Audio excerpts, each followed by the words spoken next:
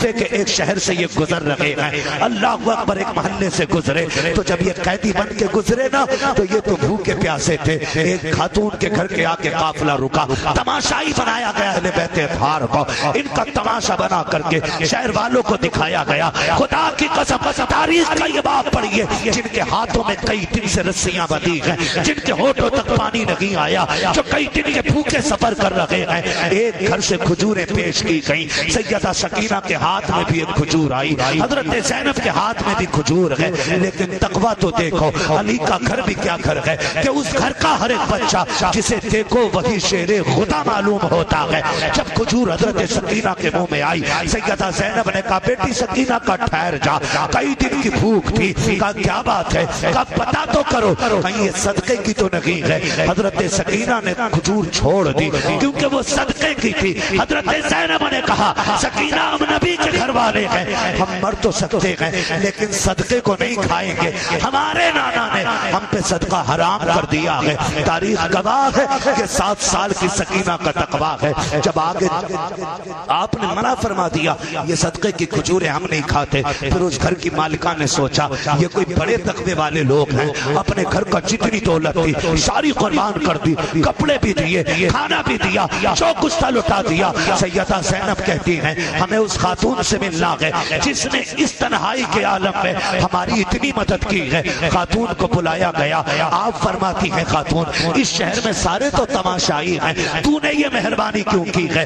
آپ نے جیسے اتنا کہا وہ خاتون کہتی ہے کہ میرے آگے ایک مجبوری ہے۔ کہا کیا مجبوری ہے؟ کہا میں کچھ دن پہلے مدینے میں رہا کرتی تھی، میں خاتون جنت کے گھر کی نوکرانی تھی، ان کے گھر کے آنگن میں 3 بچے تھے، ایک کو حسن کہا جاتا تھا، دوسرے کو حسین کہا جاتا تھا، تیسری کلی کو زینب کہا جاتا تھا۔ کہا جب میں رخصت ہونے لگی اور میں یہاں آنے لگی تو میں نے کہا تھا سیدہ مجھے کوئی نصیحت کر دے تاکہ میں اس پہ عمل کر لوں۔ کہا جب میں آنے لگی تھی تب میری مالکین نے کہا تھا کہ سن تو جہاں جا رہی ہے خیال رکھنا اگر تیرے دروازے کے آگے کبھی قیدی بھوکے پیاسے گزر رہے ہیں تو انہیں کھلا پلا دینا، جو تجھ سے ہو سکے ان کی خدمت کر لینا۔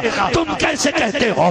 خاتون جنت کو پتا نہیں تھا، جو جا رہی ہے خاتون جنت کو پتا ہے ایک دن میرے بچے اس کے دروازے سے قیدی بنا کے نکالے جائیں گے۔ آج آپ کہتے رہی ہیں کہ تیرے دروازے سے اگر کبھی قیدیوں کا قافلہ گزرے تو ان کی جتنی ہو سکے خدمت کر لینا۔ اتنا سننا تھا، سیدہ زینب کی چیخ نکل جاتی ہے، سنبھالا خود کو، آپ نے سنبھالا۔ خاتون کہتی ہے بیٹی کیا تیرا بھی اس گھرانے سے کوئی رشتہ ہے؟ آپ کہتی اماں یہ نہ پوچھ میرا رشتہ کیا ہے، آج تو نے پردیس میں ہماری مدد کی ہے، اس کا بدلہ قیامت میں دیں گے، بتا کیا چاہتی ہے؟ خاتون نے کہا تھا پردیسی ہو قیدی ہو، ہم نے سنا ہے مسافر کی دعا قبول ہوتی ہے، تم تو قیدی ہو، قیدیوں کی بھی نہیں ٹالی جاتی ہے، پھر ایک دعا کر دو۔ سنا کہ حسن تو شہید ہو گئے ہیں لیکن میری تمنا ہے میں اس حسین کو دیکھنا چاہتی ہوں جسے میں گود میں کھلاتی تھی، اس زینب سے ملنا چاہتی ہوں میں جس سے پیار کرتی تھی۔ حضرت زینب کی چیخ نکل جاتی ہے، خود کو نہ سنبھال سکی، آپ فرماتی ہیں بھائی سن لے خدا نے تیری دعا قبول کر لی ہے، وہ دیکھ وہ جو نیزے پہ سر نظر آ رہا ہے وہ حسین کا سر ہے، اور تو جس زینب کی بات کر رہی ہے وہ جو تیرے سامنے قیدی بن کے کھڑی ہے یہ اسی فاطمہ زہرا کی بیٹی ہے۔ اتنا سننا تھا، قدموں پہ بے ہوش ہو کے گر جاتی ہے اور ہمیشہ کے لیے اپنی جان اہل بیت کے قدموں پہ قربان کر دیتی ہے۔ تم کیسے کہتے ہو فاطمہ کو خبر نہیں تھی؟ خدا کی قسم ایک ایک لمحے کی خبر تھی، وہ تو بچانے کی دعا نہیں امتحان کی کامیابی کی دعا مانگ رہے تھے۔ وہ جانتے تھے اگر یہ امتحان پاس ہو گیا تو میں جنت کی عورتوں کی سردار، میرے بیٹے جنت کے جوانوں کے سردار، میرا شوہر ولیوں کا سردار، میرا بابا کائنات کا سردار بن کے تشریف لایا۔